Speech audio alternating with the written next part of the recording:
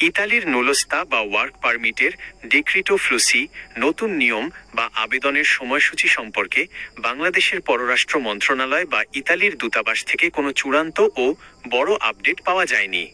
সাধারণত প্রতি বছরের শেষ দিকে বা নতুন বছরের শুরুতে ইতালির সরকার নতুন ওয়ার্ক পারমিট কোটা ঘোষণা করে।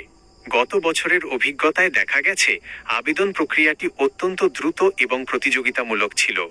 2025 এবং 2026-2027 সালের জন্য নুলোস্তার বিষয়ে সঠিক তথ্য জানতে নিচের ধাপগুলো অনুসরণ করতে পারেন।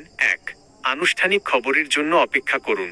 সবচেয়ে সঠিক তথ্যের জন্য আপনাকে বাংলাদেশের প্রবাসী কল্যাণ ও বৈদেশিক কর্মসংস্থান মন্ত্রণালয় অথবা ইতালিতে বাংলাদেশ দূতাবাসের আনুষ্ঠানিক ঘোষণার জন্য অপেক্ষা করতে হবে। তাদের ফেসবুক পেজ বা ওয়েবসাইটে এই সংক্রান্ত যে কোনো আপডেট দ্রুত দেওয়া হয়। 2. কোনো ধরনের গুজবে কান দেবেন না। বর্তমানে সামাজিক যোগাযোগ মাধ্যমে কিছু দালাল চক্র ইতালির নুলোস্তা বা ভিসা দেওয়ার নাম করে অগ্রিম টাকা হাতিয়ে নেওয়ার চেষ্টা করছে। দয়া করে কোনো রকম অর্থের বিনিময়ে এমন আশ্বাসে বিশ্বাস করবেন না। 3. আপনার পাসপোর্ট প্রস্তুত রাখুন। যেহেতু এই প্রক্রিয়াটি অনলাইনে হয় এবং আবেদন গ্রহণের সময় খুব কম দেওয়া হয়, তাই আপনার পাসপোর্টটি যেন সঠিক ও মেয়াদের মধ্যে থাকে তা নিশ্চিত করুন।